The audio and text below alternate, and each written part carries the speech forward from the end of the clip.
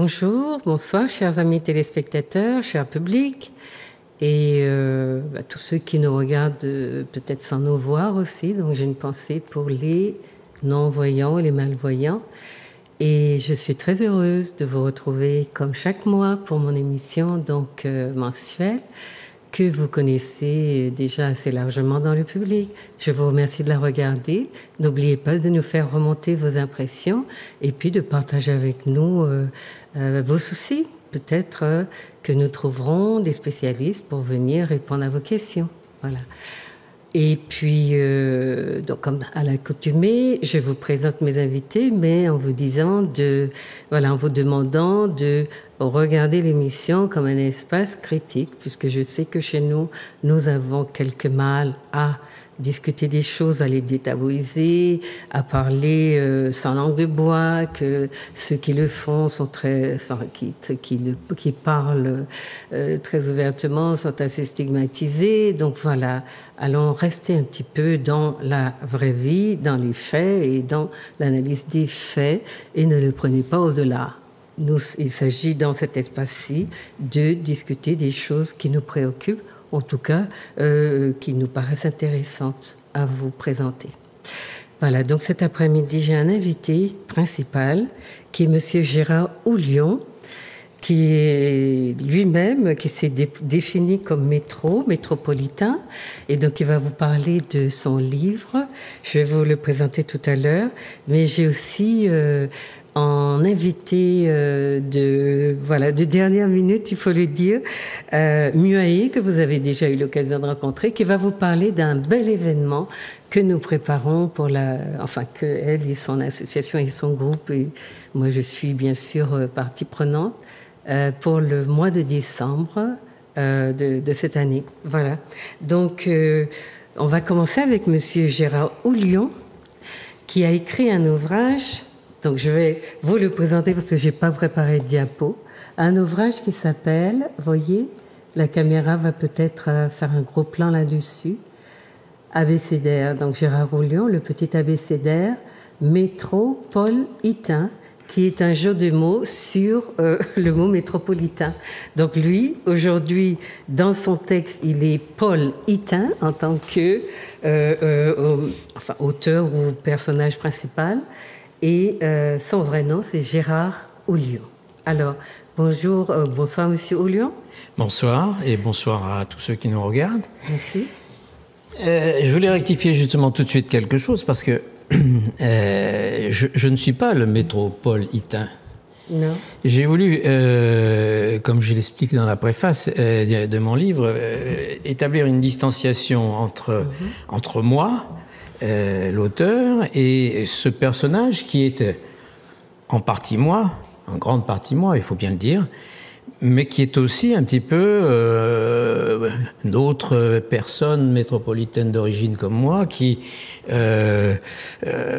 ont en quelque sorte fait avec moi des remarques similaires, des observations identiques et que j'ai pu reprendre ici ou là dans mon abécédaire. Vous m'avez présenté comme étant métropolitain. Oui, je le suis d'origine, mais après 45 ans de vie à la Martinique, je me sens aussi pleinement martiniquais. Oui, on verra après qu'est-ce que c'est qu'être martiniquais, puisque c'est aussi une histoire d'institution, donc on verra ce que ça veut dire.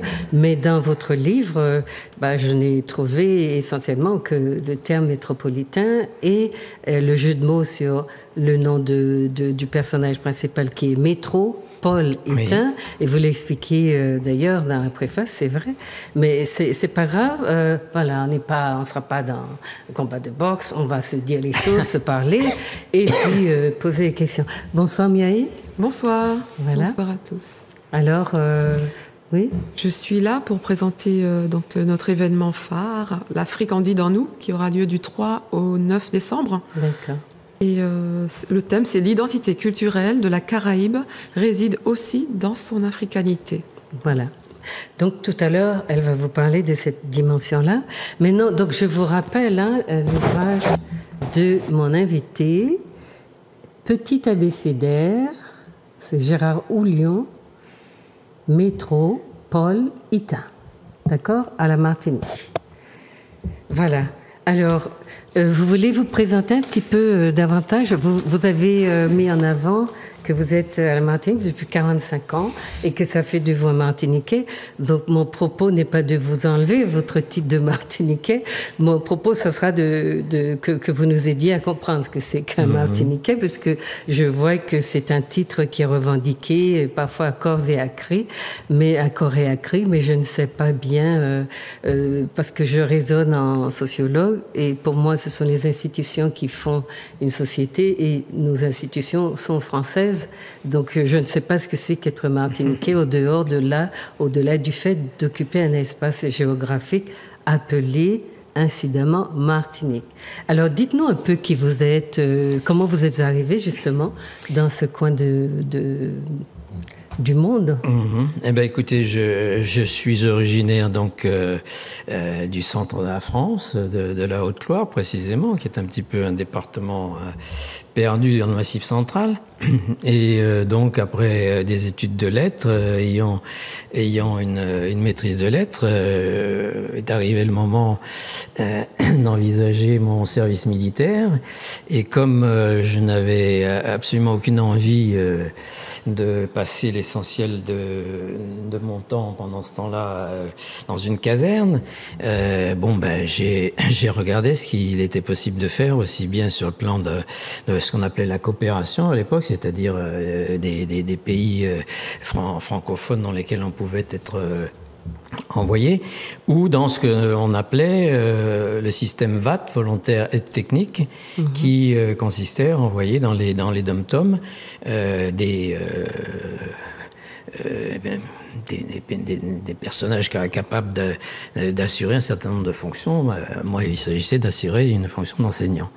Donc, j'ai postulé et on m'a attribué la Martinique en 1972. Je suis donc arrivé en septembre 72 et j'ai été tout de suite nommé au lycée technique de la Pointe des Nègres, qui est devenu actuellement le lycée Joseph Gaillard, où j'ai fait pratiquement toute ma carrière. Je n'avais travaillé que 2 ans comme maître auxiliaire depuis les années 70.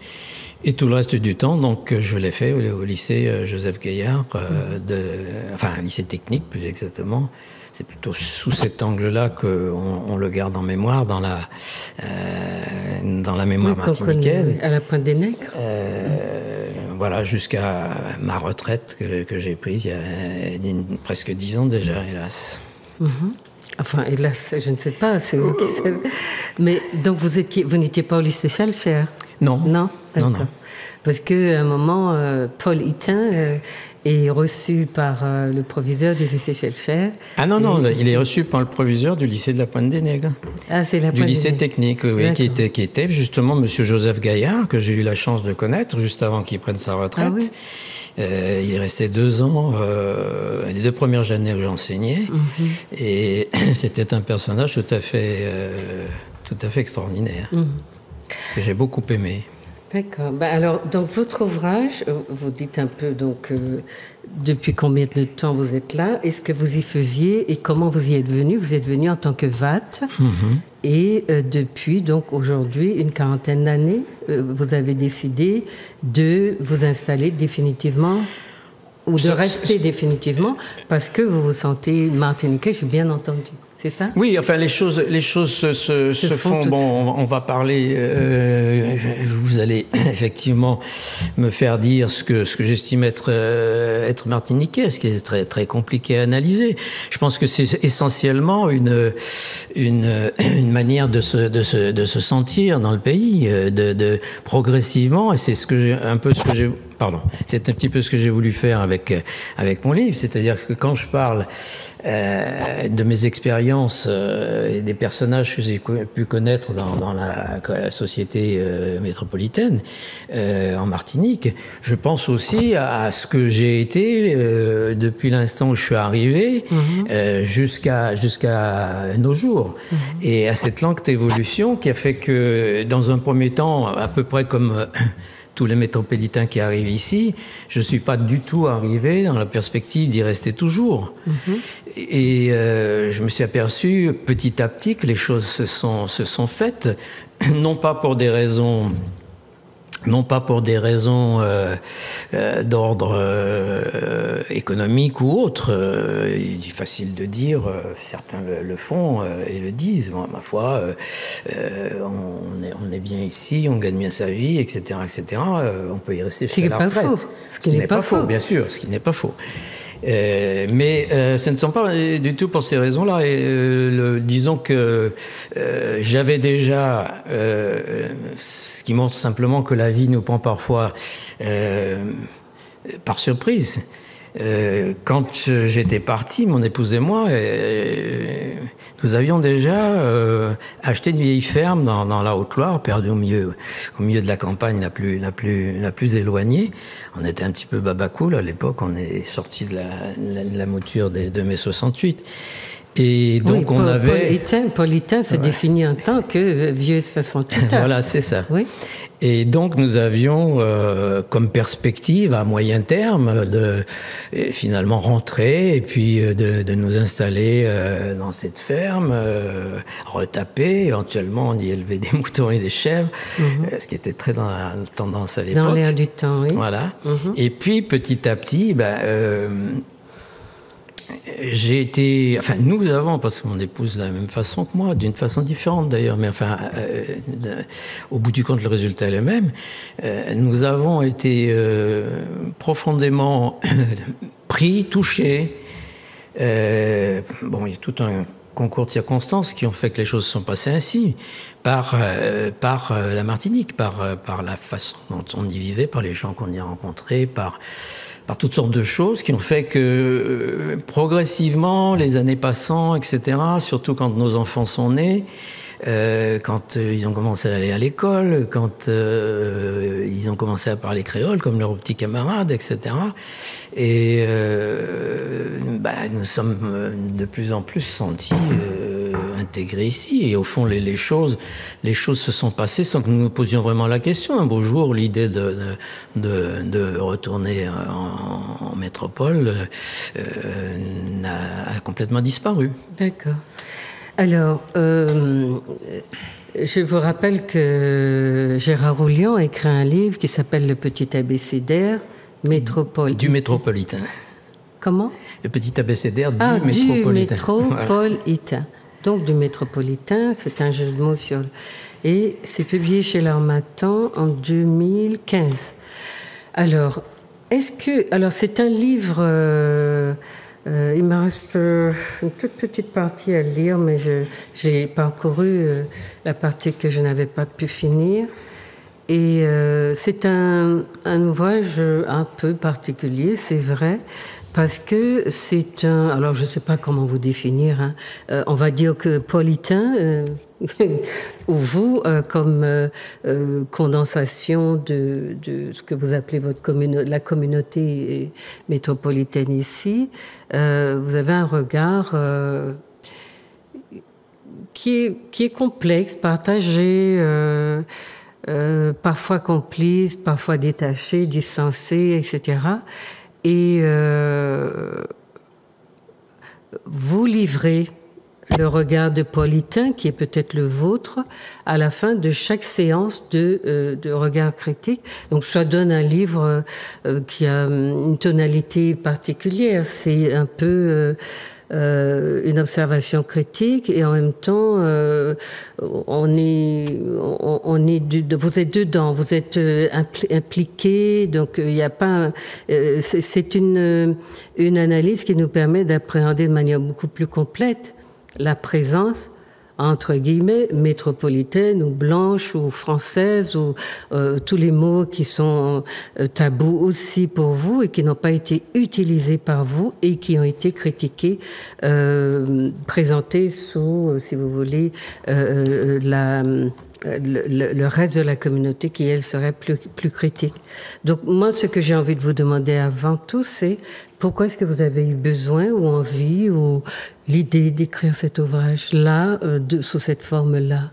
Mais vous voyez, ça découle directement de ce que je viens vous expliquer, parce qu'il est arrivé à un moment où, là aussi je l'explique un petit peu dans ma préface, il y a une espèce de dualité qui s'est établie en moi, c'est-à-dire que dans une certaine mesure, bon, de par mes origines, de par évidemment beaucoup de choses que je ne peux pas ou que je ne veux pas non plus renier, je suis d'origine métropolitaine, mais en même temps, j'ai le sentiment, au moment où j'ai écrit ce livre, j'avais déjà ce sentiment depuis longtemps, que je ne l'étais plus tout à fait, dans une certaine mesure, où je me sentais aussi pleinement concerné par le pays dans lequel j'habitais. Et donc, j'ai voulu rendre compte dans ce livre de ce double regard, c'est-à-dire finalement un regard sur ce que j'avais été et sur l'évolution que j'ai pu suivre, moi, en tant que métropolitain, et puis en même temps aussi sur tous les métropolitains que j'ai pu connaître et que je connais encore, qui n'ont pas forcément suivi le même chemin que moi, qui n'ont pas forcément cette distanciation. Donc, je n'ai aucune prétention, je suis pas sociologue, encore une fois, je n'ai pas fait d'études particulières, ni de statistiques, j'ai pas fait des recherches, je me suis basé simplement sur un vécu. Et ce vécu, j'ai eu envie d'en rendre compte justement d'une manière distanciée, sans prétendre à une quelconque vérité, ni à une quelconque objectivité. Et c'est pourquoi j'ai choisi volontairement, plutôt que de choisir une tonalité, comment dirais-je, didactique ou doctorale, d'utiliser un petit peu l'humour, l'ironie vis-à-vis de certains comportements, l'ironie aussi par rapport à ce que j'avais pu avoir aussi de ce genre de comportement à une certaine époque de mon évolution. Mais est-ce que vous êtes conscient que c'est un ouvrage qui est dans son genre pratiquement unique? Ah bah écoutez, oui. je n'en sais rien. Non, mais je veux dire, c'est ce qui fait son intérêt, et son intérêt sociologique est très grand. L'une des raisons pour lesquelles j'ai eu envie de vous inviter. Mais c'est plein de choses qui vous livrent, qui révèlent on va dire des postures, des manières d'habiter le pays, des manières aussi de considérer qu'il est à soi, d'abord en se définissant, ça c'est, bien sûr on ne peut pas empêcher que ça se fasse, mais c'est vrai que c'est une chose qui peut se faire beaucoup plus simplement de manière unilatérale, c'est-à-dire du côté, donc ce que vous appelez métropolitain. Et voilà. Donc vous m'avez dit, et plutôt que de notre côté, de martinité entre guillemets, parce que à nous-mêmes, je pose la question de savoir ce qu'il y a derrière ce que contient le fait d'être martiniquais. Il n'y a pas grand monde qui sache me dire ce que ça signifie, parce que nous sommes un peu dans la savane, comme j'ai l'habitude de l'expliquer. Si nous étions un peuple martiniquais, entre guillemets, bien entendu, nous aurions nos institutions. Or, dans votre livre, on voit l'importance des institutions. Et ce qui fait votre attachement et celle des autres de votre communauté, c'est vraiment le sentiment d'être, en tout cas, avec et protégé par des institutions qui sont française, et on dit ce à quoi cela renvoie. Maintenant, vous avez dit que vous êtes métropolitain. Je ne sais pas, c'est de quel pays ça? Je vais être un petit peu vilaine. C'est de quel pays ça, être métropolitain? Et c'est de quel pays? Eh bien, écoutez, je pense qu'on fait effectivement, c'est toute l'ambiguïté du mot. Oui. Toute l'ambiguïté du mot. Vous savez très bien sur quoi ça joue. Métropolitain, ça renvoie d'abord, bien sûr, à l'Hexagone par opposition aux habitants de l'île, aux originaires de l'Hexagone par rapport aux originaires de l'île. Mais ça va bien plus loin que ça, puisque le métropolitain est un euphémisme couramment utilisé pour ne pas dire blanc. Ou français. Oui. Et donc, finalement, c'est un terme ces pratiques qui évitent les affrontements de vocabulaire. Ou les sentiments de certaines ruptures. Et à ce moment-là, la nécessité de resituer chacun dans l'espace et de dire qui est quoi et qui vient d'où, qui fait quoi. Parce qu'il me semble que dans la définition de Larousse, métropole, c'est État considéré par rapport aux colonies qu'il a fondées. Hein? Et vous dites à la page 113-114, il me semble quelque chose qui est... Mais je veux revenir un peu avant, à la page 113-114. D'ailleurs, vous commencez votre ouvrage avec M comme métropole, métropolitain. Hein? Donc, M. Houlion va nous expliquer ce que c'est qu'un métropolitain.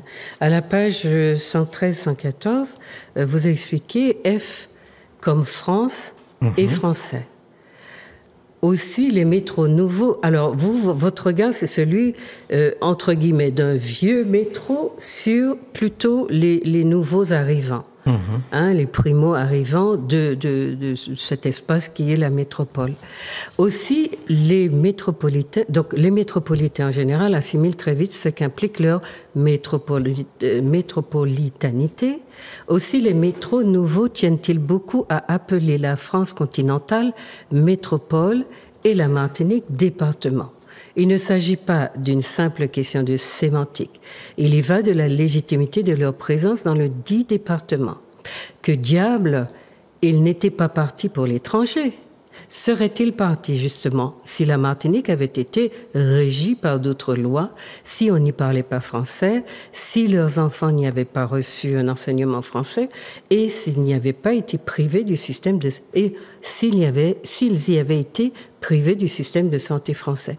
Il y a une différence de nature entre hexagonaux qui partent à l'étranger et ceux qui optent pour le compromis qu'offrent les dom-toms. Les premiers s'en vont à l'aventure, les seconds en voyage organisé. D'accord? Donc voilà, on peut continuer comme ça. Donc il y a toute une sorte de discussion un peu philosophico-matérialiste sur ce que c'est que métropole, métropolitain. Je ne sais pas, vous voulez dire 2 mots là-dessus, à partir de la définition du Larousse, par exemple? C'est-à-dire, d'un point de vue étymologique, ça vient du grec. Méterpolis, qui veut dire la cité-mère. Donc, si vous voulez, ça part de l'idée, bien entendu, qu'il y a une cité-mère et que les cités enfants, entre guillemets, puisqu'il y a une cité-mère, sont... comment dirais-je, retenu par l'esprit autant que par l'origine à cette cité-mère. Bon, donc, si vous voulez, je pense que c'est dans l'esprit de ce qu'ont été les institutions qui ont suivi justement le système colonial, qui sont arrivées ensuite à la départementalisation, c'est-à-dire qu'on a voulu, je pense, à travers cette façon de dénommer les choses, ancrée dans l'idée des Martiniquais, des Guadeloupéens, des Réunionnais, etc., que il y avait une filiation profonde entre leur existence et celle de la cité-mère. Oui, enfin, je ne sais pas si j'utiliserai le mot filiation, parce que vous parlez de cité-mère et cité, à la limite, cité-enfant. Parce qu'on est un peu les enfants de la République, comme on a coutume de le dire, mais la question c'est parfois notre définition de la mère, c'est mère marâtre. Oui, non, mais on est bien d'accord là-dessus. Moi, j'insistais sur la signification du vocabulaire. Est-ce qu'on a voulu lui faire dire? Est-ce que à travers l'usage qu'on en fait, on cherche à édulcorer, dans une certaine mesure? Je suis parfaitement d'accord avec cette idée. Oui, vous parlez de cité-mère et ses enfants éloignés.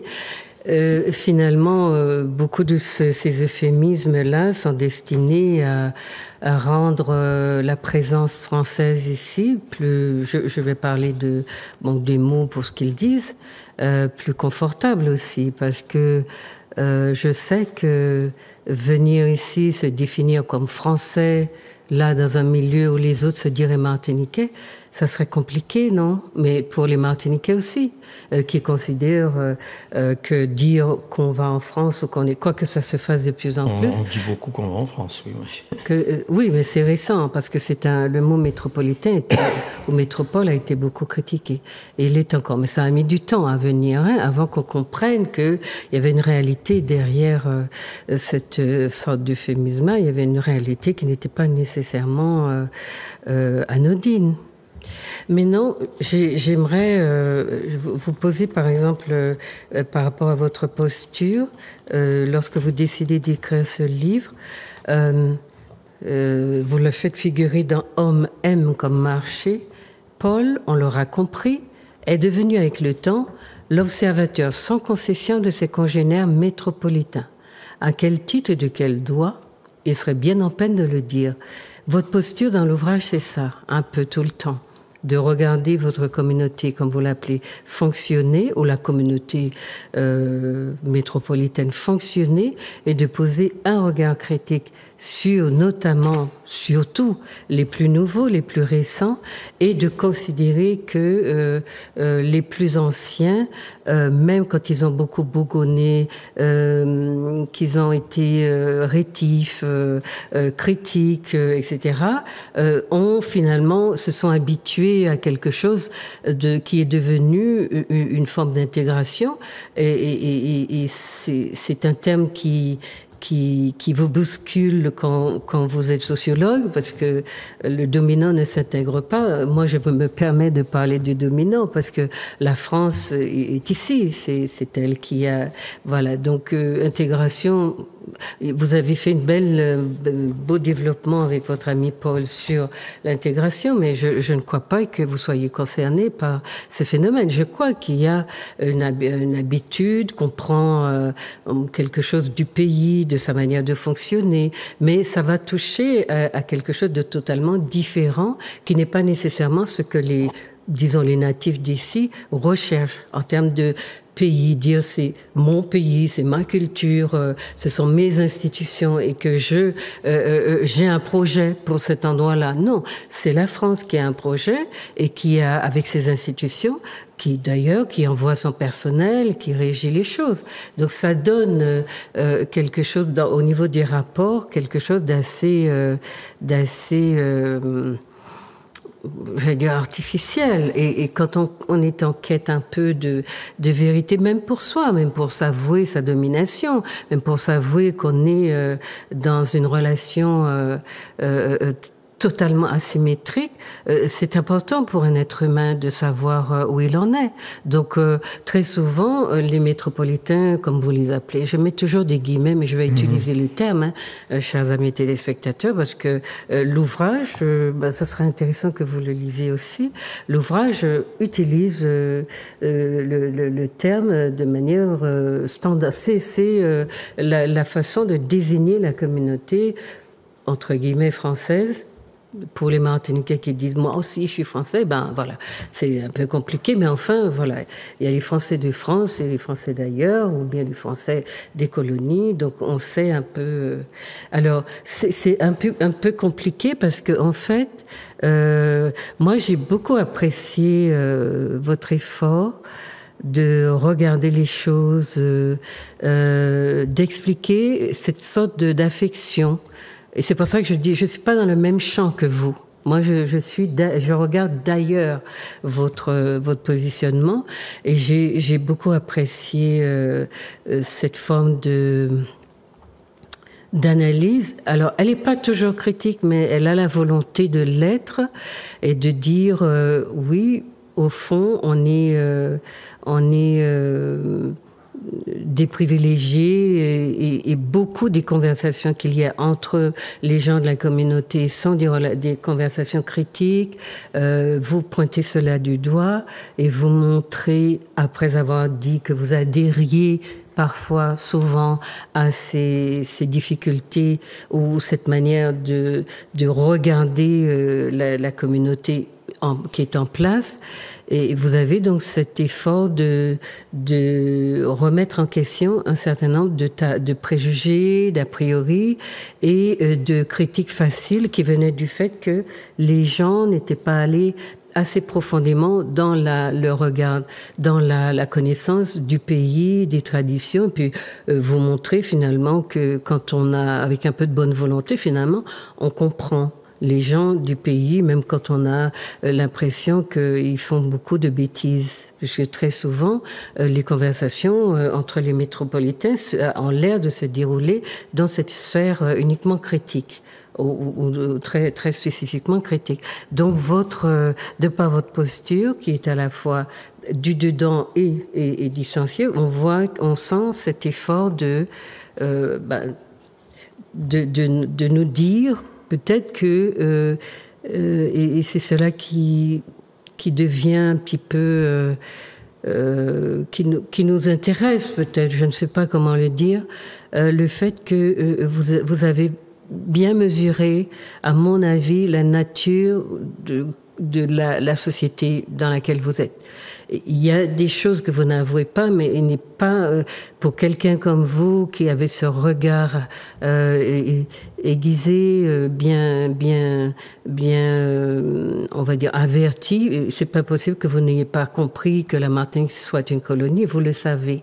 La question, c'est comment sortir de son affect, dire j'aime cet endroit-là et j'y suis en tant que privilégié d'une façon ou d'une autre, puisque je viens de la métropole et que, voilà, moi ou ma communauté, en tout cas, on bénéficie d'un certain nombre de privilèges. Donc ça, il y a cette sorte d'attachement au pays qui fait que vous vous positionnez presque à la fin de chacune de vos lettres alphabétiques, de vos parties, qui sont peut-être des petits chapitres, comme un peu un défenseur des lieux ou des gens, de la population avec laquelle vous frayez, etc. Et ça donne quelque chose d'un peu, voilà, en décalé. Vous êtes un peu en décalé tout le temps, et en même temps, on sent bien la crainte de vous couper de votre communauté et la peur de perdre des racines, même si vous le dites à plusieurs reprises, que vous avez petit à petit perdu cette sorte de stress que vous aviez à l'idée que vous ne puissiez plus revenir parce que là-bas, finalement, on vous reconnaît plus tellement parce que vous-même, vous vivez en décalage avec ce vécu omniprésent, quelle que soit sa nature, coloniale ou pas, mais c'est un vécu quotidien qui vous façonne, et ce que vous viviez là-bas, puisque on dit ici et là-bas, quand vous y retournez, et que finalement, vous êtes un petit peu déconnecté du contexte. Donc c'est un livre qui est particulier. Je dis que je n'en connais pas d'autres comme ça, par cet effort que vous faites, peut-être pour dire aux Martiniquais, si vous avez pensé à eux quand vous avez écrit ce livre, que vous êtes conscient de beaucoup de choses. Vous êtes conscient peut-être aussi que nous, ou les Martiniquais, sont très injustement stigmatisés parfois, parce que c'est un groupe complexe comme tous les autres, mais on vient beaucoup avec ils ceci. Vous avez d'ailleurs fait traiter une lettre. Un chapitre qui s'intitule Il au pluriel. Il au pluriel, où vous dites, voilà, c'est comme ça, il désigne le Martiniquais. D'une façon générale, oui, je suis toujours profondément hérissé par toutes les formes de typologie, de généralisation, etc. Parce que le il, c'est pas seulement, dans ce cas-là, le il qu'utilisent beaucoup de métropolitains quand ils veulent parler de tel Martiniquais, c'est-à-dire que c'est toujours la même logique, et la même logique dangereuse qui a toujours existé à tous les niveaux, que ce soit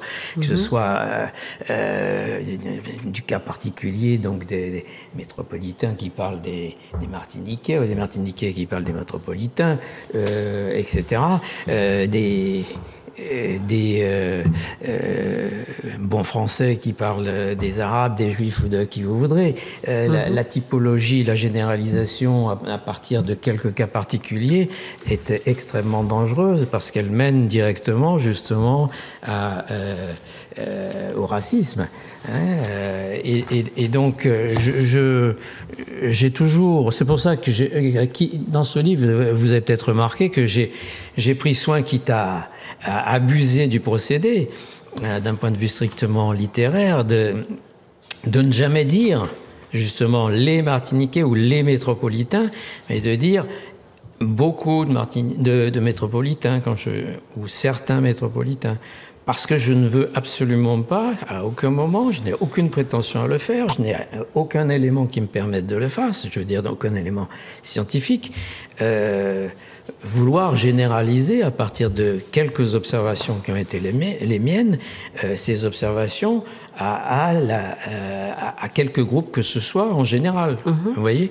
Donc, mais vous le faites, hein, les métropolitains, le métro nouveau, le ci, le ça, vous le faites assez systématiquement, mais c'est pas plus gênant que ça, parce que vous savez que souvent, pour appréhender une réalité, on a besoin de sortir des cases individuelles et de voir, parce qu'il y a des tendances dans ce que vous montrez, il y a quand même de grosses tendances, et puis les Martiniquais, enfin ceux qui sont ici sur ce territoire, ressentent des choses. Moi, ce que j'aurais aimé, c'est que on puisse, parce que finalement, on dit, on parle beaucoup sur les uns et sur les autres, mais il n'y a jamais de rencontres concrètes qui parlent de ce qui gêne ou de ce qui fait que il y a un sentiment de malaise. Et on va voir tout à l'heure les éléments qui créent ce sentiment de malaise, puisque vous les traitez.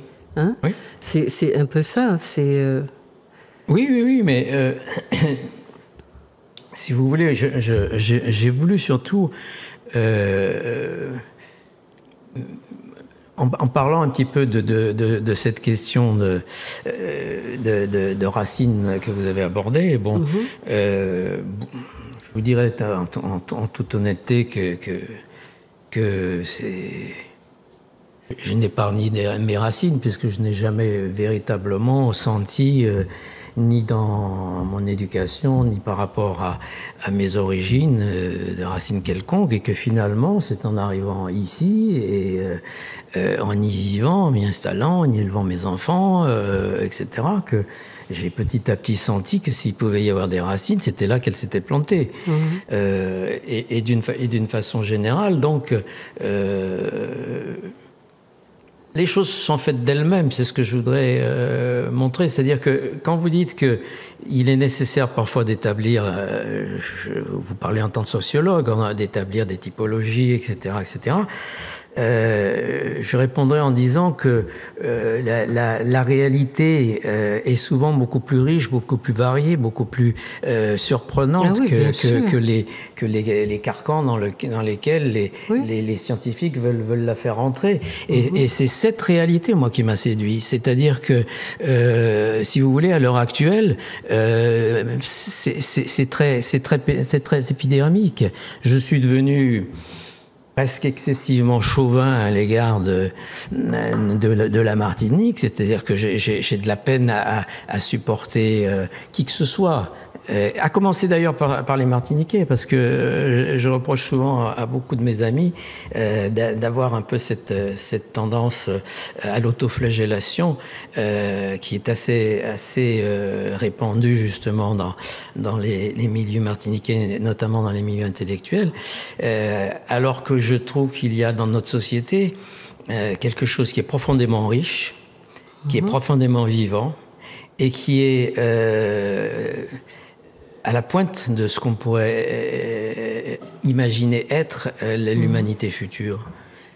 On est dans beaucoup de domaines. Et quand je reviens en métropole, si vous voulez, là encore, ça fait partie de ce qu'on pourrait appeler mon sentiment d'être devenu en quelque sorte plus de là que de là-bas, plus d'ici que de là-bas. C'est que je ne suis pas bien là-bas. Je suis pas bien dans les rapports humains. Je comprends plus comment ça fonctionne.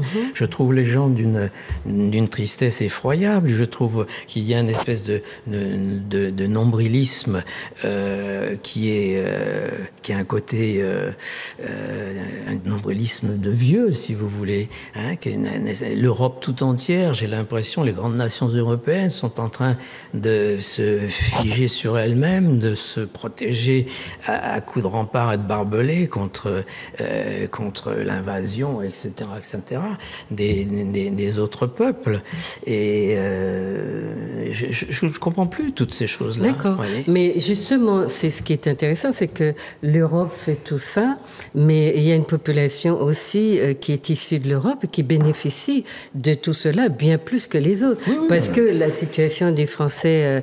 bon, vous dites, je retourne en métropole. On pourrait essayer de dire, je suis ici en Martinique, je me sens chez moi, et puis je retourne en France, qui est voilà, mon pays d'origine, et je ne vois pas. Mais c'est vrai que continuer à analyser à partir de ces vieux poncifs de métropole et de etc.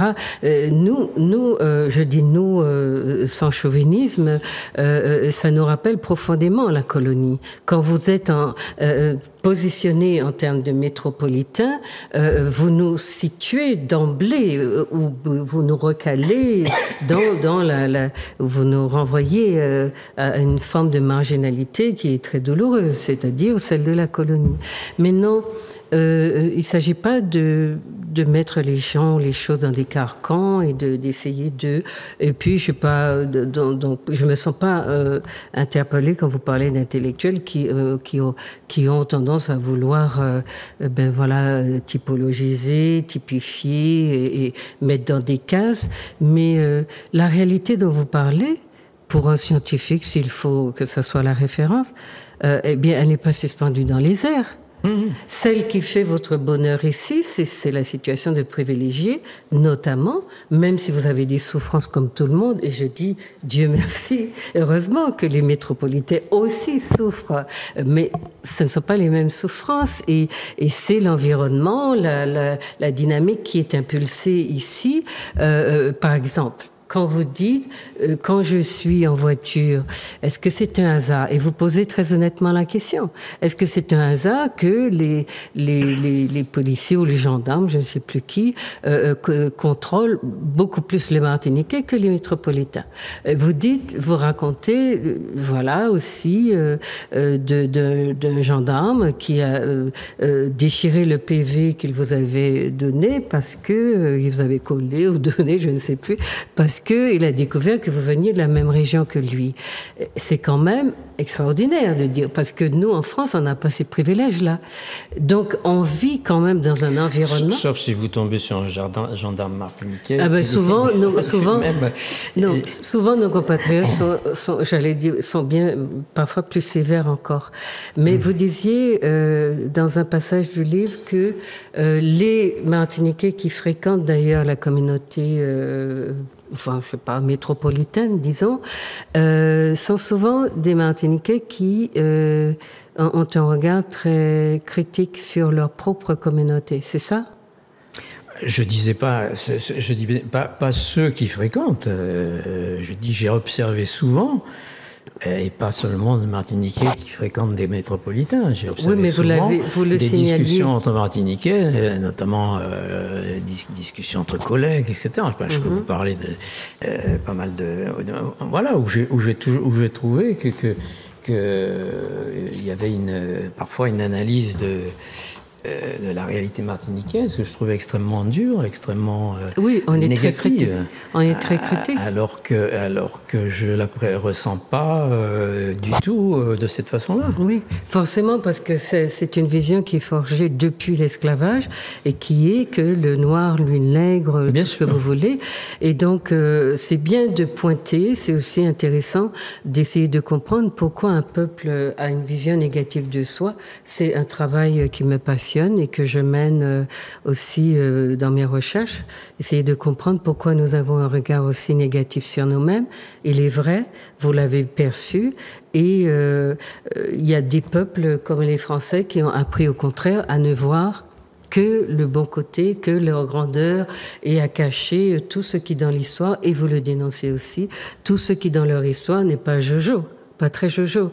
Donc il y a des tempéraments, des cultures, et puis il y a l'élite qui dicte un peu au peuple ce qu'il faut penser. Et c'est vrai que vous allez voir beaucoup dans les télés, surtout les programmes qu'on reçoit presque en priorité, tout ce qui relève du patrimoine de la grande France, de la grande bourgeoisie, et tous les malheureux Français. D'ailleurs, on se pose la question, les sans domicile fixe, tous ceux qui sont en difficulté, on ne voit rien sur eux. Donc c'est quelque chose aussi qui est de l'ordre d'une construction. Soit qu'on se voit trop positivement, soit trop négativement. Mais j'ai lu aussi l'ouvrage je pense que c'est un juif qui déplorait que dans sa communauté, c'est un livre du début du XXe, que dans sa communauté, le manque d'estime de soi était si fort. C'était vraiment. Donc il y a des histoires comme ça qu'on peut se raconter. Maintenant, moi, ce qui m'intéressait, c'était dans les relations que vous avez avec les Antillais ou les Martiniquais, je sais pas comment vous les appelez. Vous voyez, c'est compliqué de ne pas avoir les bons des définitions parce qu'il faut zanzoler, comme on dit en créole, parce que oui, il y a des termes qui sont tabous, mais c'est parce qu'il y a des enjeux aussi. Il y a des enjeux qui sont politiques. Il y a des enjeux qui sont politiques. Oui, bien sûr, mais enfin, pourquoi ne pas dire tout simplement, oui, les Martiniquais, parce que dans une certaine mesure, moi j'estime qu'il y a une nation martiniquaise. Et la question n'est pas de s'interroger sur la relation qu'il peut y avoir entre la nation et l'indépendance de cette nation. Mais il y a une profonde nation martiniquaise, elle existe, c'est évident. Quand vous disiez tout à l'heure, là je suis pas d'accord avec vous, quand vous dites que l'adaptation ou l'intégration ne se fait pas dans ce sens-là, je suis pas d'accord. Non, l'adaptation. Et vous avez quelqu'un qui voulait expliquer. Parce que ce que je veux dire par là, c'est qu'il y a quand même un mode de vie, une façon de penser, une façon de vivre, une culture, quelque chose de très profond, qui est bien plus forte que toutes les institutions politiques, qui est bien plus forte que l'histoire en elle-même, et que c'est à ça finalement qu'on s'intègre. Si on ne l'a pas compris, on reste à l'extérieur. Mais vous avez vous-même expliqué que voilà, s'intégrer, c'est renoncer à tout ce qu'on est, à tout ce qu'on a vécu, à une identité construite parfois de longue date. C'est pas renoncer, c'est être les deux à la fois. Et je crois justement très, très profondément que je suis très très attaché aux écrits à la notion de créolité telle que l'a définie. Alors, Édouard Glissant. Mais il a dépassé, vous savez ça, il a dépassé depuis longtemps. Peut-être qu'il l'a dépassé, mais enfin... dans autre chose. Mais c'est bien que vous parliez de Glissant, parce que moi, j'avais envie avant de vous parler de Césaire. Votre regard sur... Tu veux intervenir, Non, je vous écoute. C'est passionnant en même temps. Vous avez... J'ai été...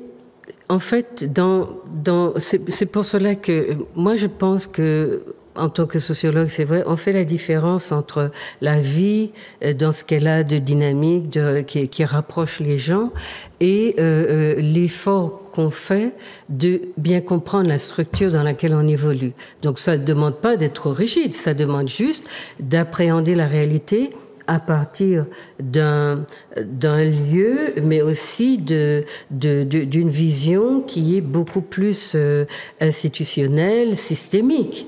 Les 3/4 des gens vivent sans s'intéresser au système ni aux structures dans lesquelles... Donc il y a beaucoup de métropolitains qui sont, si vous voulez, totalement intégrés dans leur système, totalement ressortissants de la France et totalement bénéficiaires des avantages d'être français à l'étranger. Vous avez parlé de tous les bénéfices, pas seulement des 40%, tous ceux qui sont embauchés, qui viennent parfois, qui vivent ici de longues années, sans se mêler de la population, et vous le dénoncez, en tout cas vous les pointez, sans même chercher à comprendre qui planquent leurs enfants dans des écoles, ils sont pas trop mélangés aux petits noirs. Enfin, on a quand même une communauté qui vit quelque chose d'assez, dans un rapport assez particulier, et j'ai l'impression d'ailleurs qu'entre métros, vous venez d'horizons très différents, et je me demande quels sont les liens que vous avez, sur quoi discutez-vous? J'ai l'impression que s'il n'y avait pas là le bouc émissaire ou celui sur le dos duquel taper, il y aurait eu du mal à discuter finalement. Parce que écoutez, je pense que c'est un petit peu c'est un problème général, parce que d'une façon particulière, d'une façon générale, je veux dire, il est évident que quand on arrive, c'est le même type de mouvement grégaire qui s'établit que les Martiniquais quand ils arrivent en métropole ou ailleurs. C'est-à-dire que dans la mesure où on est à peu près de la même origine, on a tendance, quand on arrive, à avoir quelques adresses qui sont des adresses de métropolitains déjà arrivés, et donc de cette manière-là s'établissent des connexions. Oui, et des ghettos blancs, comme ce que vous appelez des ghettos blancs. Des connexions, et puis qui peuvent devenir, heureusement pas tout le temps, dans certains cas particuliers, effectivement, de véritables... il y en a beaucoup à la Martinique. Oui, il y en a beaucoup, il y en a beaucoup. Enfin, il ne faut pas non plus généraliser. Il y a aussi beaucoup de ghettos blancs à la Martinique. Beaucoup de Martiniquais, de métropolitains qui n'ont de rapport que très lointain avec ce que vous appelez ces ghettos blancs.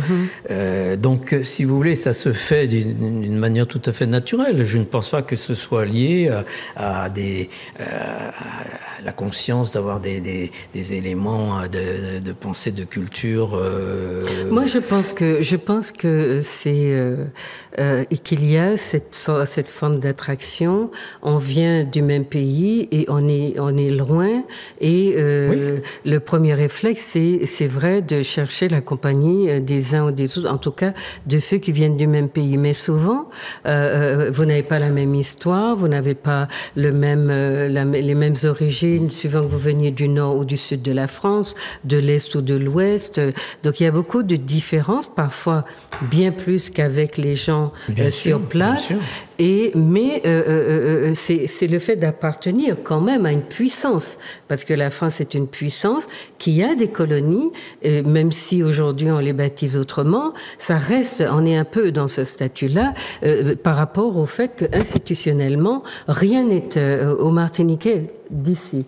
Donc, il est très, très, très, à mon avis, c'est une forme de bien-être. On ne va pas empêcher les gens de profiter du système, mais c'est vrai que, à mon avis, essayer de reconnaître que on n'est pas traité comme un immigrant venu du Sud. D'ailleurs, ici, vous avez parlé de ceux qui se mettent à part.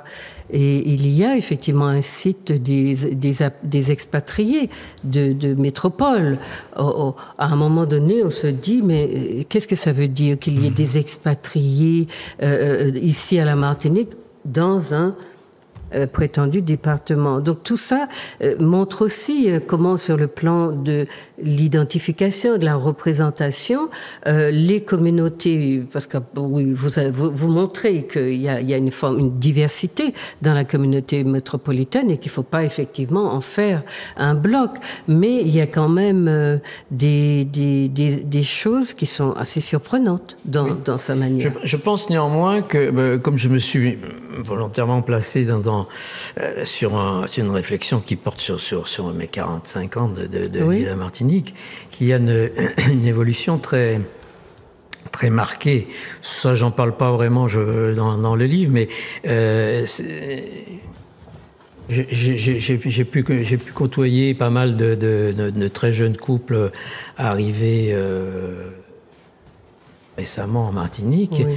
L'approche est, semble-t-il, très différente de celle que j'avais moi quand je suis arrivé, pour deux raisons essentielles, je pense.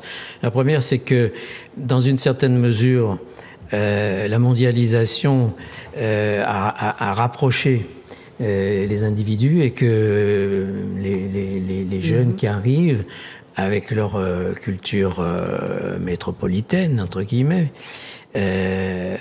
sont finalement beaucoup plus proches, se trouvent beaucoup plus proches des jeunes Martiniquais qui, eux aussi, ont subi par l'assimilation, cette culture mondialisée. Ça, c'est la première chose. Et puis la deuxième, c'est que, pour toutes sortes de raisons, je pense que les jeunes métropolitains qui arrivent maintenant sont beaucoup plus au fait de l'histoire et de la réalité de la Martinique que nous ne l'étions à l'époque. Moi, je me souviens, quand je suis arrivé, j'ai pris la peine de lire beaucoup de choses sur la Martinique, mais ce qu'on trouvait d'objectif, de sérieux, de profond, de vécu sur la réalité martiniquaise était extrêmement réduit et très sommaire. De sorte qu'on était quasiment obligé d'arriver avec un certain nombre d'idées reçues et de se faire ensuite son opinion à travers son vécu. Bon, moi je ne crois pas que ça se soit atténué, mais je pense que là encore, je dissocie le fait de vivre un peu... la France, elle est aux quatre coins du monde. Hein. Donc j'y vais, je prends la décision d'y aller, mais je vois des Africains, par exemple, qu'on pourrait recevoir ici, qui ne viennent pas mendier des subventions de la France ou je ne sais quoi. Eux sont interdits d'accès ici. Donc ça montre quand même que c'est il y a une forme de mainmise sur les lieux qui permettent donc aux Français, aux métropolitains de s'y épanouir, de venir comme ils veulent, de s'y installer, mais d'autres qui peut-être aussi, de par leurs origines, nous donneraient envie de les connaître, sont empêchés de venir Bien ici. sûr. On a eu des manifestations où on a voulu faire venir... une très grande dame du Mali. Comment est-ce qu'elle s'appelle, madame? Elle était ministre de la Culture au Mali. Elle n'a pas eu de visa. Traoré. Aminata Traoré. Elle n'a pas eu de visa. Mais vous voyez, sur la question de la rencontre en termes idéologiques, dans les discussions qu'on pourrait avoir, et il faudrait les avoir, à mon avis, eh bien... quel que soit ce qui se dit, le niveau de rencontre, etc., on sent il y a une injustice qui n'est pas traitée, un niveau d'injustice et d'inégalité et donc d'asymétrie dans les possibilités aussi, des possibilités de voyager, de sortir, de disposer d'un certain nombre de bienfaits dont que la France protège, permet à ses enfants et pas forcément aux autres. Quand vous parliez du Fort de Zé, par exemple, c'est très caractéristique. Vous disiez, n'a-t-on pas l'impression d'être dans un pays militairement occupé? C'est très fort quand vous dites ça. Et ça me montre que vous n'êtes pas dupe, que vos yeux voient des choses même qui sont que beaucoup d'autres métropolitains ou français n'auraient pas interrogé. Et cette manière de vivre en cocon, ces privilèges, quand on accepte de venir, on a 3 ans de retraite par rapport aux autres, de plus. Bon, il y a beaucoup d'avantages de gens qui sont confinés et qui bénéficient de tout ce que la France peut leur accorder pour leur rendre attractif leur séjour sur place. Donc, pour être dans ce rôle-là, c'est curieux. Et à côté de ça, soit les Martiniquais ferment les yeux, ou à 2 pas à la préfecture, etc., nous dira qu'on est en France, qu'on est dans un département et que c'est normal. Alors qu'en France, bon, il y a les classes de riches et les classes de moins riches, mais enfin, on n'est pas dans une situation où la situation, en plus, entre guillemets, raciale, accentue ces décalages, ces asymétries. Donc, on a une situation que quand on est honnête, on ne peut pas ne pas voir. Le tout, c'est qu'on peut dire qu'on s'en accommode, comme beaucoup de métropolitains qui trouvent que c'est normal que le pays est département et que, voilà, on n'a pas à interroger cet aspect-là. Et puis, ceux qui voient, notamment ceux que vous caractérisés qui ont fait partie de la gauche ou qui ont été 68 arts ou qui ont été, qui ont une vision un petit peu plus démocratique, mais qui, peut-être arrivés ici, très curieusement, perdent, j'allais dire, cette sorte de sensibilité de gauche qui était que, oui, on interroge quand même certaines choses. Oui. Cela dit, je pense que là, encore une fois, la réalité nous amène à dépasser tout cela. Moi, à dépasser les non, je pense que dans l'investissement qu'on peut avoir ici comme ailleurs, ce qui a été mon cas, j'ai été syndiqué pendant toute ma carrière. J'ai appartenu à quantité d'associations, etc. Je pense que son engagement peut faire en sorte que on est pleinement impliqué dans la vie du lieu dans lequel on se trouve. Et pour moi, ça a été essentiel. Moi, je veux dire, de tempérament, je peux pas. Il m'est impossible de rester quelque part ou d'avoir vécu si longtemps en étant totalement détaché, en me situant d'emblée à l'extérieur, etc. Voyez. Donc, je crois que entre la réalité telle qu'on peut l'analyser et que vous avez très bien analysé, et j'en reviens à cela, la vitalité intrinsèque d'une nation. Il y a souvent une différence fondamentale. Et le bateau continue à avancer. Oui, mais comment définissez-vous la Martinique nation si, comme vous le montrez aussi avec beaucoup de vos compatriotes, mais bon sang, c'est un département, qu'est-ce qu'ils veulent? Parce que votre lecture de Césaire et éventuellement de Marie-Jeanne, mais ça c'est un peu particulier. Un peu plus particulier. En fait, c'était pour vous quelqu'un qui criait beaucoup à l'indépendance. Vous parliez de Marie-Jeanne, de Monsieur le Président de la CTM. Et puis, il a été pour vous, les métros ont vu que c'était un bon gestionnaire et il a cessé de leur faire peur. Mais votre regard sur Césaire est très, très, interroge vraiment beaucoup. On sent bien que, justement, derrière la volonté de partager la vie des Martiniquais, d'être intégré, si vous voulez. Pour moi, vous n'avez pas fait le choix de vous intégrer. Vous êtes dans un système français. Donc, ce que vous faites, c'est par rapport à l'environnement, de vous en imprégner et de vivre un peu au rythme des gens qui sont là, avec leurs défauts et leurs qualités. Et vous le dites très bien.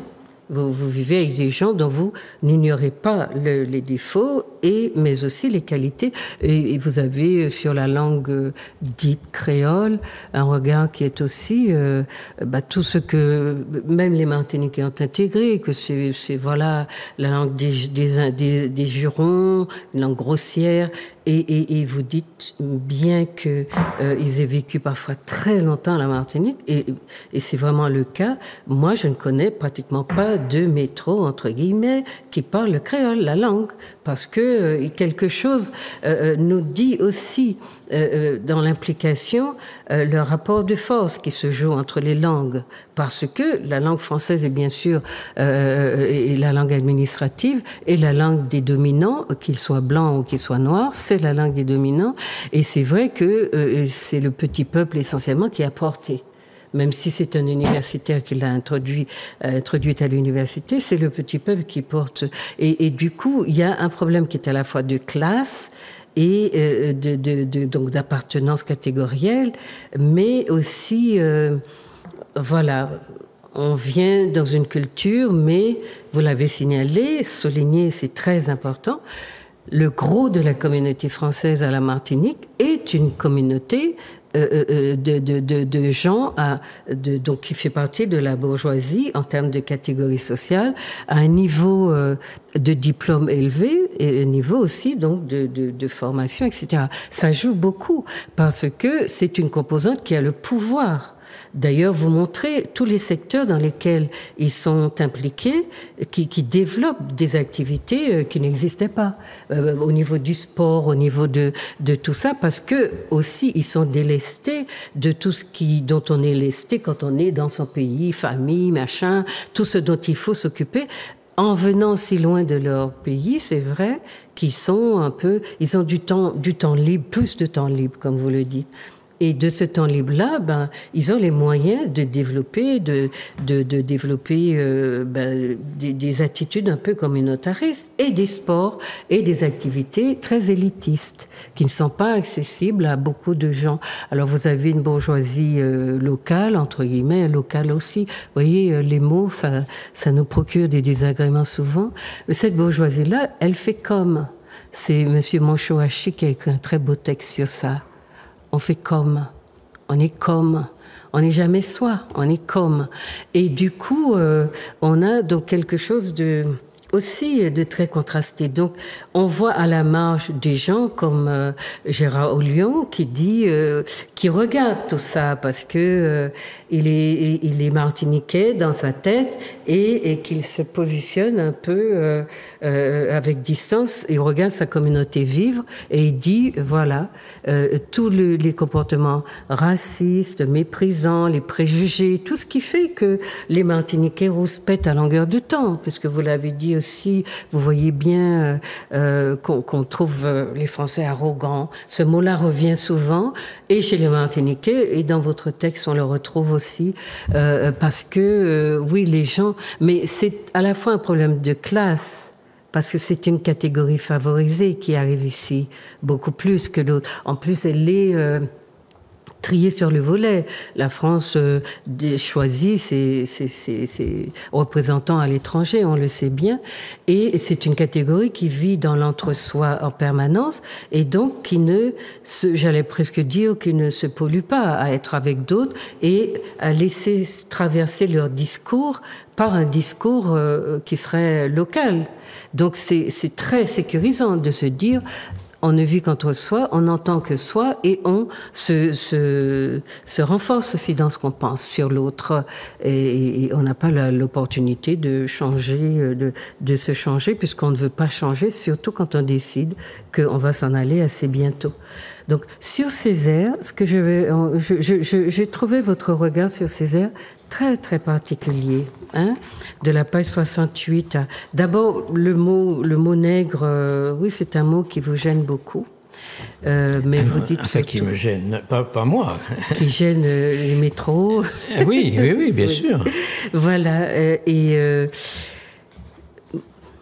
Donc, moi, je laisserai ces chers téléspectateurs. Si vous avez envie de lire le livre, allez. Alors, moi, j'ai noté la page 68-72. Mais il y a aussi un chapitre qui est noir, qui s'intitule Noir ou Nègre. Hein, je ne sais plus. Voilà. Donc, nègre, oui. Nègre. Donc là, vous voyez comment le regard que pose le métropolitain sur ces termes-là, mais ce que ça signifie aussi dans la relation et la difficulté qu'ils ont à accepter l'idée de la négritude, la difficulté qu'ils ont d'entendre un discours nationaliste alors que vous venez de me dire que la Martinique est une nation. Moi, je ne sais pas de quelle façon on devient une nation et je pense qu'on est dans une sorte d'utilisation, de conceptualisation de la réalité qui l'oblige à se couler dans des moules qui sont un petit peu euphémisants ou bien qui retabouisent ce qu'on a voulu détabouiser. Et donc, je ne sais pas en quoi la Martinique est une nation. Je crois que la nation, c'est une notion, selon moi, qui est très difficile à définir. C'est un ressenti, c'est un ensemble de manières d'être, de manières de penser, de manières de comportement, de relation avec son environnement, etc. Et c'est une chose qui existe sans avoir besoin d'être définie. Moi, je pense qu'il est évident à partir du moment où on arrive dans une nation, quelle qu'elle soit, on en ressent quand on n'appartient pas à cette nation, qu'on en ressent l'existence. D'accord. Donc et moi, je veux dire, à ce niveau-là, dès que je suis arrivé en Martinique, j'ai pas eu besoin d'y rester très longtemps. J'ai eu ce sentiment très fort d'être entré dans une nation. Bon, cela n'a rien à voir avec le statut politique, mais j'ai senti que il y avait une communauté d'hommes et de femmes il y a une culture en place, qui constitue une identité très forte, et c'est ça que j'appelle une nation. Et je crois que ça fonctionne, ça existe indépendamment de toute autre volonté de définition, et en tout cas de toute autre volonté politique. Oui. Donc, sauf qu'une nation, politiquement, ça a une signification. Mais les méfiances des métropolitains par rapport à Césaire, peut-être un petit peu par rapport à Marie-Jeanne au début, etc., on a du mal à les comprendre parce qu'on se dit finalement, c'est une façon d'habiter un espace où on sent qu'il y a justement une culture, un peuple en place, parce qu'en réalité c'est ça. Et la France est la première à le savoir. C'est seulement que la question de la domination politique, géopolitique fait que ce sont ses possessions, et donc elle y est bien implantée, et puis parce que vous contribuez un peu à l'assimilation. En ayant été prof de français, c'est bien cela que vous avez fait, non ? En étant c'était quoi? Oui, on peut voir les choses de cette façon-là. Mais vous avez utilisé une expression, et tout le bon de l'école, quand vous parlez de Césaire, de Fanon, de Glissant et de je ne sais qui, il y a quand même cette petite phrase que j'ai trouvée un peu perfide. C'est grâce à l'école française qu'ils sont devenus ce qu'ils sont. C'est grâce à l'école française qu'ils sont devenus ce qu'ils sont. Je pense que ça aurait été une autre école, n'importe quelle école, ça aurait été la même chose. Ils auraient été, c'est leur génie aussi, non ? Je veux dire simplement, oui, c'est leur génie, mais je veux dire, c'est parce que dans une certaine mesure, ils sont allés à l'école, ils ont suivi des études qu'ils ont pu effectivement exprimer. À l'école française, c'est bien ce que vous dites. Oui, mais qu'elle soit française ou qu'elle soit tout ce que vous voudrez, c'est parce qu'ils ont eu une éducation qu'ils ont pu exprimer tout ce qu'ils avaient à dire. D'accord. Non, mais bon, moi je revenais sur le fait que beaucoup de vos compatriotes disent, aux collègues, etc., disent, s'ils veulent l'indépendance, qu'ils la prennent, et puis qu'est-ce que ça serait sans la France, etc. Donc, bon, on laisse ça de côté. J'ai beaucoup de recul par rapport à votre démarche sur Césaire. Au contraire de la créolité, votre vision de Césaire, au contraire de la créolité. Ah non, je l'aimais pas au contraire de la créolité. Non, que vous en sensez, je veux dire. On sent que vous vous dites créole. Vous êtes créole. Vous vous sentez créole. Si vous voulez, sur le plan de la pensée de Césaire, tel qu'il l'exprime avec la notion de négritude, donc à l'époque où il l'exprime avec la notion de négritude, avec ensuite son évolution et glissant la créolité, etc., je trouve qu'il y a une évolution qui est parfaitement logique et naturelle. Dans la notion de négritude, il y a une volonté chez Césaire d'abord d'affirmer en heurtant.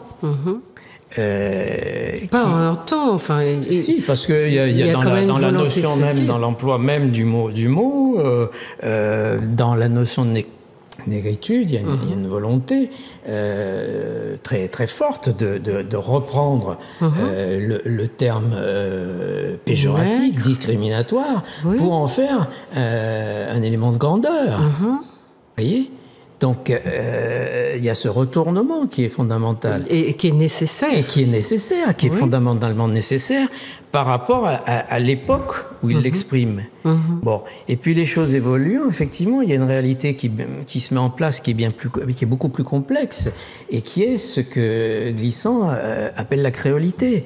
C'est-à-dire que finalement, au-delà de la simple notion de négritude, il y a une société extrêmement complexe, avec de multiples origines, une palette de couleurs tout à fait extraordinaire. Moi, j'ai toujours eu beaucoup d'admiration à regarder quand j'avais des devoirs surveillés et que j'avais 25 ou 30 élèves devant moi et que je m'ennuyais un petit peu à surveiller. Je m'amusais à déterminer, et je trouvais ça extraordinaire, toutes les nuances de tons, de couleurs, de visages extraordinaires qui pouvait y avoir dans une classe. Il n'y avait pas un seul individu qui avait la même couleur de peau. Et je trouve ça formidable. Je trouve ça d'autant plus formidable que j'estime que c'est pour ça que je vous disais que dans une certaine mesure, je nous sens, contrairement à la vieille Europe, en avance finalement par rapport à l'évolution de ce que pourrait être si la société des hommes continue à vivre, avec les dangers qui la menacent, ça devient plus incertain. Mais ce que devrait être inéluctablement, ce que sera inéluctablement la société des hommes un jour ou l'autre, c'est-à-dire une société hyper métissée, totalement multiculturelle, avec ses identités propres, parce que contrairement à ce que prétendent, selon moi, les tenants de la culture pure, de la race pure et compagnie, je pense que dans la multitude des choses, il y aura toujours des identités qui se maintiendront. Non, mais c'est ce qui fait que l'homme est l'homme. Mais je veux juste vous dire, on ne va pas débattre là-dessus, que nous avons nous sommes nombreux à avoir remis en question la notion, pour moi c'est pas un concept, c'est une notion de créolité. Le monde des mondes, depuis que le monde est monde, des sociétés multiculturelles vivent ensemble. Il y a quelque chose qui est propre à la France, de définir ces colonies comme des créoles ou des populations créolisées. C'est pas la même chose. Donc, nous sommes très critiques envers cette notion. Glissant, qui est très cité à la place de Césaire souvent, est parti dans d'autres considérations que nous sommes très nombreux aussi à ne pas partager, mais c'est pas le lieu du débat. Ce que je voulais vous dire, puisque vous voyez comme l'heure a passé, vous n'êtes pas ethnologue, mais voilà, pour vos lecteurs, j'espère qu'ils auront envie il faut découvrir le livre. Il y a aussi son regard sur les béquets, comment il a appréhendé le béquet, comment peut-on être béquet, etc. Et tous les développements qu'il en fait. Mais en dehors de ces aspects-là, il y a un regard d'ethnologue qui est vraiment particulier. Mais c'est vraiment de la micro-ethnologie.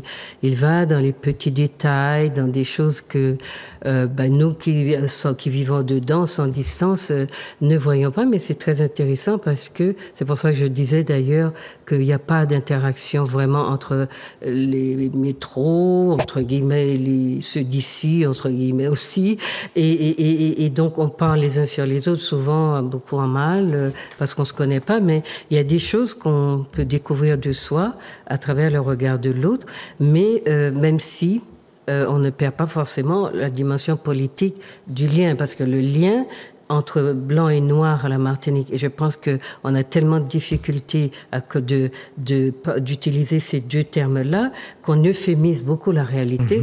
Blanc et noir, voilà, c'est pratiquement interdit dans le vocabulaire, mais en tout cas, on a vraiment des choses intéressantes à se dire ou à voir à partir de vécu basé sur des observations, l'observation du quotidien. Quand vous parlez de la danse, des personnes qui dansent, de leur façon d'habiter le rythme, même en mettant de manière un peu humoristique le fait que parfois ça peut être deux personnes très volumineuses et vous sentez tout leur corps rythmé par la musique. Vous ne comprenez pas d'où sort à partir de quel point stratégique tout ce rythme émane au sort ou ce se manifeste. Mais enfin, voilà, il y a un regard intéressant aussi à avoir qui nous montre un peu aussi qu'on nous regarde ou qu'on regarde les gens d'une certaine façon, qui est sympathique. Votre regard aussi sur le carnaval, votre manière d'être un peu déçu de voir que finalement, on ne fait plus beaucoup d'efforts pour avoir de vrais gros déguisements. Donc, vous entrez vraiment dans un trait de la culture que vous vous appropriez et vous voudriez que ça soit vraiment un vrai beau carnaval avec de vrais beaux déguisements. Vous êtes presque quelqu'un voilà, vous revenez comment on dit ça, en tout cas à ce que vous représentez. Vous prenez plutôt la culture au pied de la lettre. Et vous voudriez voir. Donc il y a beaucoup, chers amis, beaucoup de choses à découvrir, mais il y a une chose que je voudrais vous dire, et ça va être la fin parce qu'il faut laisser un petit peu de temps à muer. Moi, ce que j'ai ressenti dans votre livre, c'est, comme je vous l'ai dit, votre effort de sincérité et l'idée qu'on pourrait discuter. L'idée qu'on n'est pas... souvent, on forme deux blocs. Il y a les métros et les Martiniquais, ou bien les Blancs et les Noirs, les Cici et les Silla. Il y aurait peut-être des passerelles à trouver. Et il faut beaucoup de patience. Il faut aussi un regard franc, parce que, à mon avis, il y a beaucoup de gens qui prennent nos cervelles pour des petites cervelles d'oiseaux. Nous voyons, nous comprenons. Nous sentons, nous savons où passe la domination. Le tout, c'est que nous sommes dans une position de dominer, que les institutions ne sont pas à nous. Et je repensais à la Calédonie en lisant votre livre jusqu'où j'ai pu le lire. Les Kanaks disent qu'ils ne sont pas opposés à vivre avec les Français. Mais ils disent dans quelles institutions allons-nous le faire? Et les Français ne sont pas partants pour vivre dans les institutions de ceux chez qui ils se sont installés. Et à mon avis, c'est ça qui fait la difficulté. La question institutionnelle, elle est importante. Mais la question du vivre ensemble, à mon avis, c'est pas ça le problème. Et la question d'aimer, de vivre, etc. Donc, c'est un peu ce que je voulais vous dire. Le pays peut se construire très bien avec l'acceptation par ceux qui y vivent et qui s'y sentent bien, de vivre aussi dans les institutions de ceux qui sont un peu le groupe dominant dans le pays. Voilà. Autrement, j'ai pris beaucoup de plaisir à lire. J'ai été très critique, je lui en veux pour certaines choses, faut pas le voir. Mais c'est un effort de vérité qui mérite d'être souligné. Il mérite d'être lu. J'espère que vous aurez envie de le faire. Et puis, peut-être, vous voulez, si vous avez des messages à lui adresser, passez par la rédaction. 71 27 27, et puis voilà. Vous voulez dire quelque chose? Oui, un tout petit dernier mot. Je voulais dire qu'en ce qui concerne le vivre ensemble, comme vous l'avez souligné, j'ai eu la chance extraordinaire. On a tout à fait au début de notre entretien parlé de ma carrière au lycée technique de Fort-de-France, justement de faire toute ma carrière aux côtés d'une équipe de collègues qui ont été et qui sont toujours beaucoup plus des amis que des collègues, et avec lesquels nous avons mené une expérience extraordinaire, parce que le lycée technique était un lycée difficile, mais très extrêmement attachant par rapport au public qu'on recevait. Et avait cette particularité que pendant des années, nous avons été un groupe qui a fait fonctionner quasiment l'établissement en autogestion, avec toutes les implications que cela amenait, c'est-à-dire d'être liés les uns aux autres et toutes origines confondues, justement, comme le doigt de la main. Et ça a été vraiment une expérience formidable. Oui, mais vous comprendrez que comme sociologue, pour moi, qui mène la barque est important.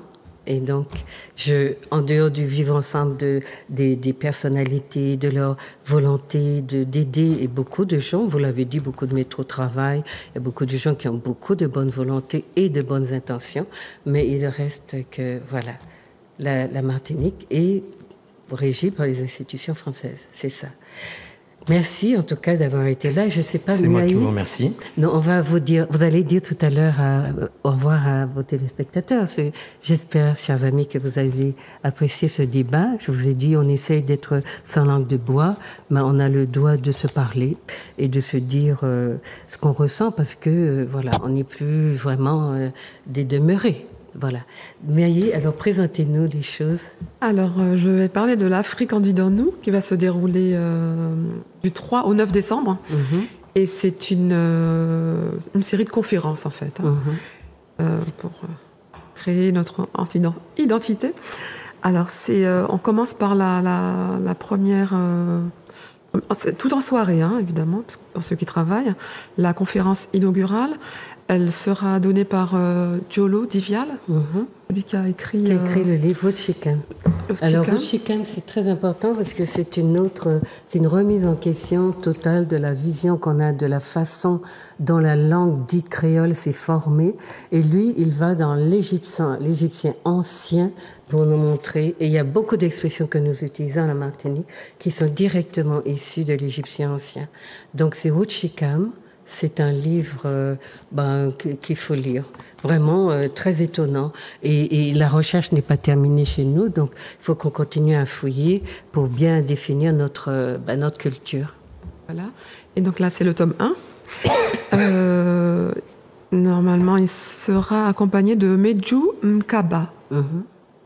Voilà, ça c'est pour le lundi. Et à chaque soirée, une commune différente. Normalement, la salle est encore à déterminer, mais ce serait pour Fort-de-France. D'accord. Alors, le mardi soir, s'investir en Afrique par Clapopo, à l'auditorium de Saint-Joseph, au Bourg.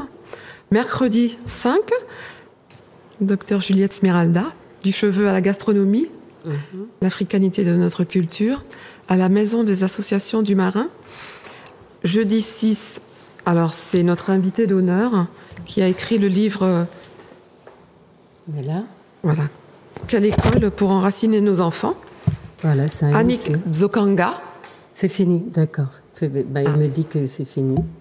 Voilà, fini. Au Saint-Esprit. Alors, vendredi 7, le Michoui Minuit, conférence et aussi bonne ambiance familiale festive aux alentours du Belley. La conférence sera donnée par Dr Nzinga Valentin. Le samedi, encore une autre conférence au Gros Morne par Imaniye Dalila Daniel. Et puis le samedi-dimanche, le Glorier Chivé Naturel, 3e édition, donc ensemble d'ateliers, marée-tête, stand d'exposition, etc.